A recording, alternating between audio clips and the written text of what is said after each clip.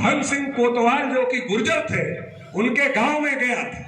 वहां गुर्जर लोगों ने हमारी यात्रा का स्वागत भी किया था, समर्थन भी किया था और बड़ी सभा भी किया था।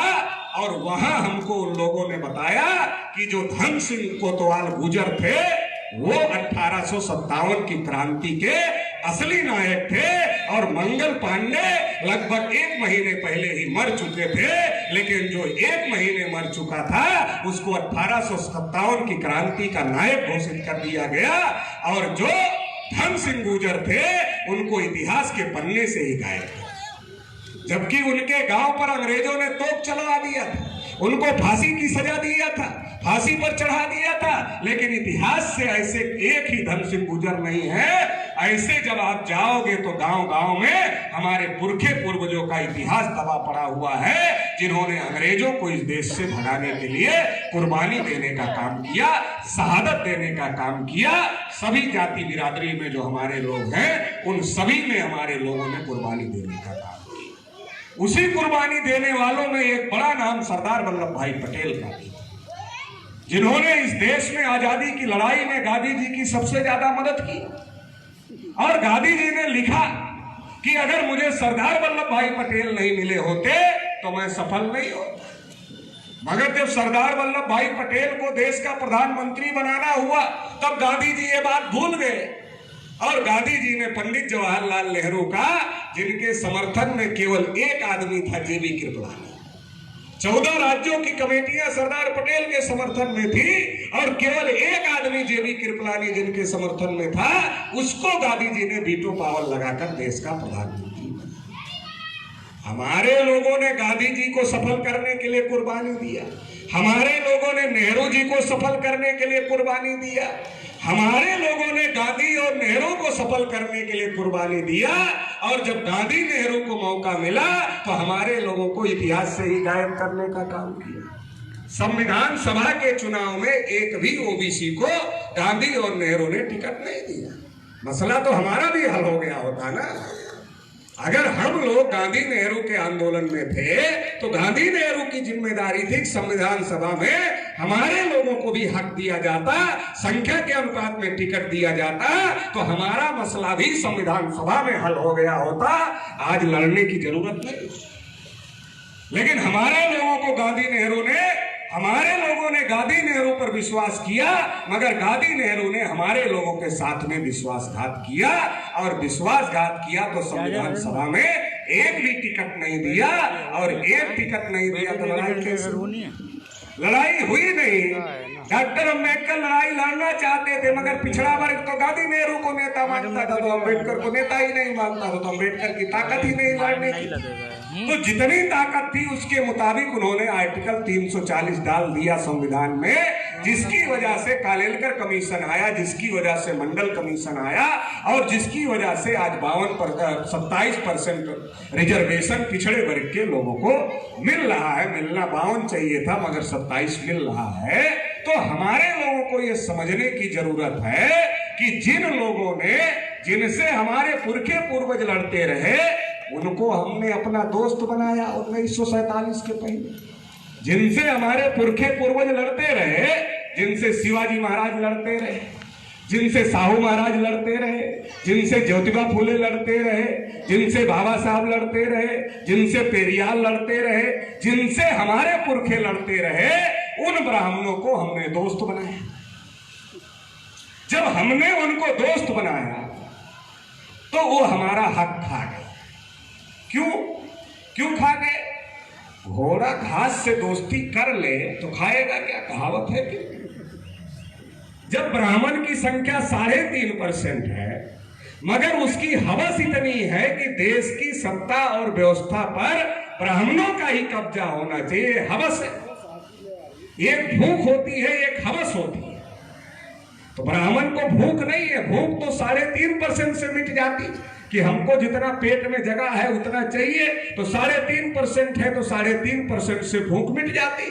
लेकिन ब्राह्मण को भूख नहीं है, हवस है कि देश की सत्ता और व्यवस्था पर किसी को भी आने नहीं देना है, सारा का सारा अपनी मुट्ठी में रखना है। इसीलिए तो जाति आधारित गिनती का विरोध कर रहे हैं। क्योंकि उनको पता है अगर गिनती हो गई तो चोर की चोरी पकड़ी जाए। गिनती हो गई तो चोरी पकड़ी जाए।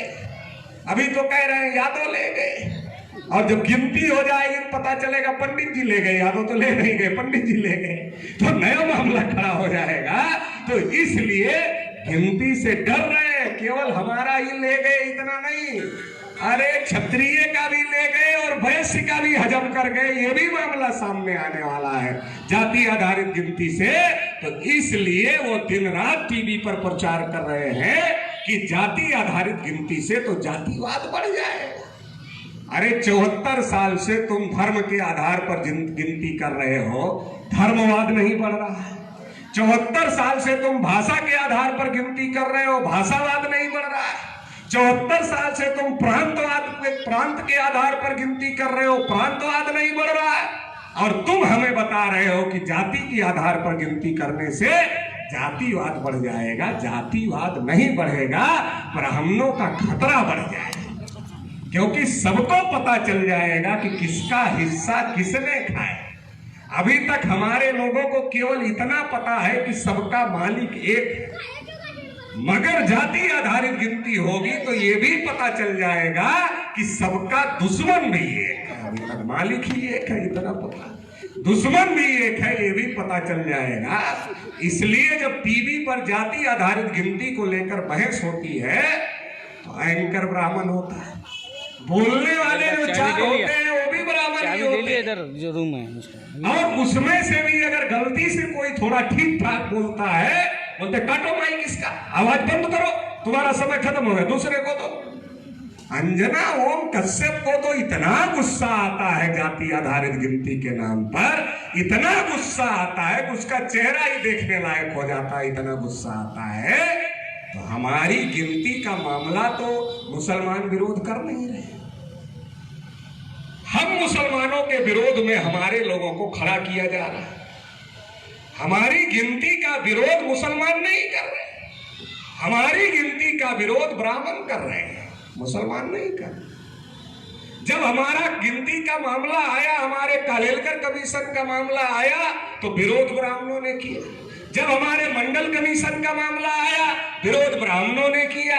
जब हमारी गिनती का मामला चल रहा है विरोध ब्राह्मण कर रहे हैं, और हमें ब्राह्मण आके बता रहे मुसलमान तुम्हारे दुश्मन। अरे विरोध हमारे अधिकार का तुम कर रहे हो और हमें आकर बता रहे हो मुसलमान तुम्हारे दुश्मन। मुसलमानों ने आजादी के 74 साल में कभी भी पिछड़े वर्ग के लोगों का विरोध नहीं, और वो विरोध किसका करे?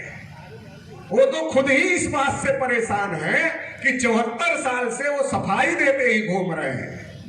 पहले सफाई देते थे हम पाकिस्तानी नहीं है, फिर सफाई देते थे कि हम आतंकवादी नहीं है, आजकल सफाई दे रहे हैं कि हम तालिबानी नहीं है। तो सफाई देने के अलावा इनके पास में इतना बदनाम किया मुसलमानों को, इतना बदनाम किया कि जब सफाई देने से फुर्सत मिले तब तो कोई बात करे, तब तो अपने अधिकार की बात करे।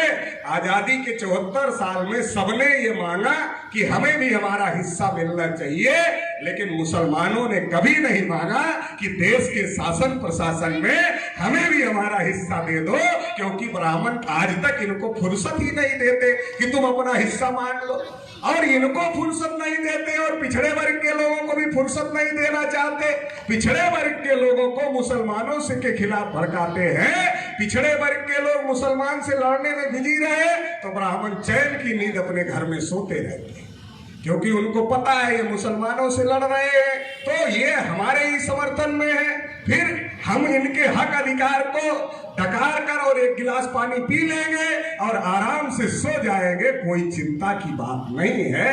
लेकिन चौधरी विकास पटेल जैसे लोग जब समाज में निकल जाते हैं और पिछड़े वर्ग को जगाना शुरू करते हैं कि अरे भाई मुसलमान तुम्हारे दुश्मन नहीं है, तुम्हारे हक अधिकार पर तो इन लोगों ने कब्जा किया हुआ है, तो थोड़ा उनकी टेंशन बढ़ जाती है। ये जो जाति आधारित गिनती का मामला वामसेफ ने, भारत मुक्ति मोर्चा ने देश में खड़ा किया, उसकी वजह से उनकी टेंशन थोड़ा बढ़ी।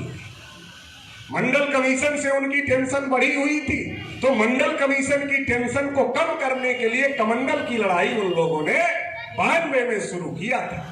वरना अगर कमंडल की लड़ाई नहीं होती तब तो 52 को 52 मिल गया होता। 52 को 27 मिला, 27 में क्रीमी लेयर लगा।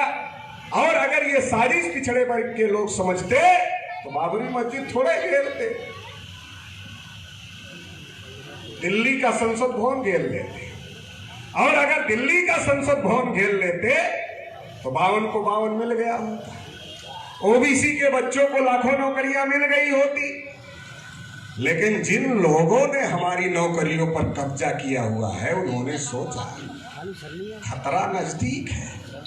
अगर 52% लोग दिल्ली की संसद पे घेर लिए फिर तो देना पड़ेगा। देना पड़ेगा मतलब जो हमने इनका हड़पा है उसी में से देना पड़ेगा। हमने हड़पा है इनका, देना पड़ेगा। उतना कम हो जाए। जैसे मान लो किसी के हिस्से में 1 बीघे जमीन हो, 1 एकड़ जमीन हो, लेकिन उसने 10 लोगों का हड़प लिया तो 10 एकड़ हो गया। अब जब 10 एकड़ हो गया और जिनका जिनका हड़पा है अगर वो आंदोलन करे और वापस करना पड़े तो उसका तो एक ही है, तो 9 एकड़ का नुकसान हो जाए। वैसे ब्राह्मण की संख्या 3.5 है, कब्जा 80 पर किया है। जब 80 पर कब्जा किया है तो उसने सोचा अगर इनको वापस कर देंगे 52 को 52 तो 52 का नुकसान हो जाएगा। ये नुकसान नहीं होना चाहिए, तो नहीं हो इसके लिए इनको मुसलमान से भिड़ाना पड़ेगा।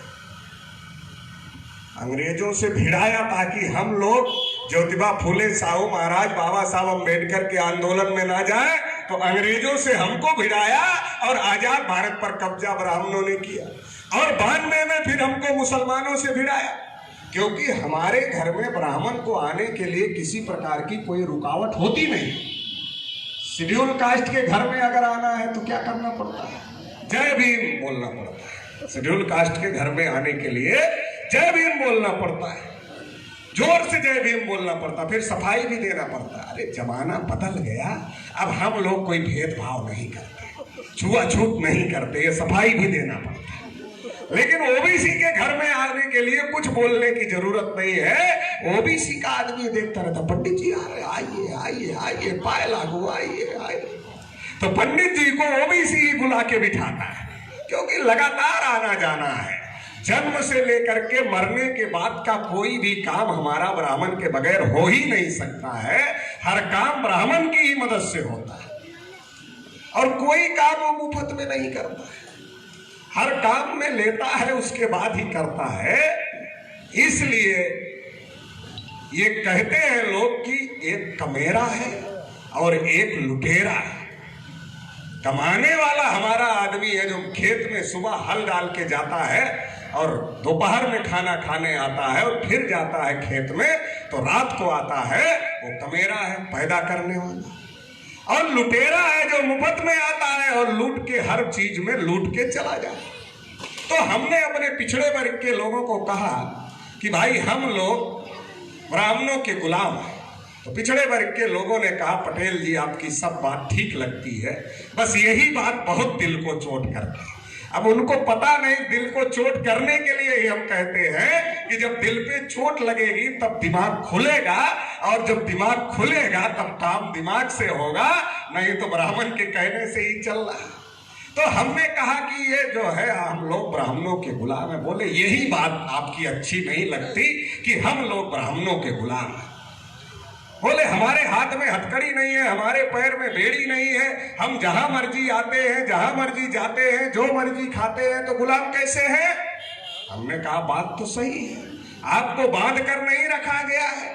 जिसको बांध कर रखा जाए वही गुलाम नहीं होता, बल्कि जिसका दिमाग ही बंधा हो उसको बांधने की क्या जरूरत है? अरे बांधने की जरूरत तो उसको है जिसका दिमाग आजाद है, और जिसका दिमाग ही बंधा हो उसको बांधने की तो कोई जरूरत होती नहीं है। जैसे आपके घर में, हम किसान हैं तो किसानों के घरों में पशुपालन के बगैर काम होता नहीं, तो भैंस पाले जाते हैं या गाय पाली जाती है। पहले बैल पाले जाते थे, ट्रैक्टर आ गया तो बैल पालना बंद हो गया। अभी लेकिन दूध के लिए गाय और भैंस जरूर पाले जाते हैं। तो आपकी जो भैंस है उसको खोल दो आप, कितना दूर जाएगी? थोड़ी दूर ही जाएगी, घूमकर आकर खूंटे पर खड़ी हो जाएगी। जैसे आपकी भैंस है, आप खोल दो तो खूंटे पर आकर खड़ी हो जाती है। आपने आजाद कर दिया, मगर वो आदती हो गई है, इसलिए आपके ही खूंटे पर आकर खड़ी होगी। लेकिन योगी जी ने जिन साढ़ों को छोड़ रखा है उनको पकड़ लो और लाकर खूंटे पर बांध दो, क्या होगा? या तो खूंटा उखाड़ के भाग जाएगा या तो रस्सी तोड़ के भाग जाएगा। क्यों? क्योंकि वो दिमाग से आजाद है और आपकी भैंस दिमाग से गुलाम हो गई है। वैसे संविधान ने हम पिछड़े वर्ग की रस्सी खोल दी है। संविधान ने कहा तुम यार बच्चा भी पैदा करते हो तो नाम भी रख लो, कोई रुकावट नहीं है, किसी से पूछने की जरूरत नहीं है। लेकिन हम तो मानसिक गुलाम ठहरे, तो हम तो पंडित जी के यहाँ ही पहुंच जाते हैं। बच्चा पैदा हुआ, नाम क्या रखे? अरे नाम रखना बड़ा काम नहीं है, बच्चे पैदा करना बड़ा काम है। लेकिन हम तो नाम रखने को ही बड़ा काम समझते हैं और इसलिए पंडित जी के पास जाते हैं। बच्चे को पढ़ा लिखा कर डॉक्टर, मास्टर, वकील, इंजीनियर, प्रोफेसर बनाते हैं। लेकिन शादी की तारीख तो अनपढ़ ब्राह्मण से पूछ कर ही रहे। शादी भी अनपढ़ ब्राह्मण ही कराएगा। और घर कितना भी बढ़िया बना ले, माँ बाप से भी गिरी प्रवेश नहीं करा सकते, होगा पंडित को ही बुला करके गिरी प्रवेश। अरे माँ बाप से बड़ा कौन है? उनकी वजह से तो घर बनाने लायक हुए। और अगर हमारा आदमी मर जाए तो भी हम लोग पंडित जी का पीछा नहीं छोड़ते और पहुंच जाते हैं उनके पास कि पंडित जी बताओ हमारे पिताजी की आत्मा को शांति मिली कि नहीं मिली? तो पंडित जी अगर कह दें कि तुम्हारे पिताजी की आत्मा को शांति मिल गई, फिर तो रोजी रोटी बंद पंडित जी का। तो पंडित जी कहते अभी भटक रही है, तो हमारे लोग कहते भटक रही तो क्या करना होगा? तो भटक रही है तो 11 ब्राह्मणों को खिलाना होगा, 51 ब्राह्मणों को खिलाना होगा, 101 ब्राह्मणों को खिलाना होगा। ज्योतिबा फूले ने एक जगह लिखा कि जैसे बाल काटना नाई का धर्म नहीं है, धंधा है, वैसे कर्मकांड करना ब्राह्मण का धर्म नहीं है, धंधा है। तो हमारे लोगों को धंधा और धर्म में अंतर समझ में आता नहीं है और इसलिए धंधे को हमारे लोग धर्म समझ रहे हैं। ब्राह्मण का अगर धर्म है तो मुफ्त में बुलाओ, एक नया मत दो। अगर धर्म है तो करेगा ना, मगर नहीं करेगा क्योंकि पैसे के लिए, धंधे के लिए कर रहा है, धर्म के लिए नहीं कर रहा है। तो पिछड़े वर्ग के लोगों के जो दुश्मन है उनसे संस्कार करा रहे हो तो सत्यानाश करने के लिए दूसरे की जरूरत है। जब हम अपना सत्यानाश करने के लिए खुद ही काफी हैं तो दूसरे की क्या जरूरत है?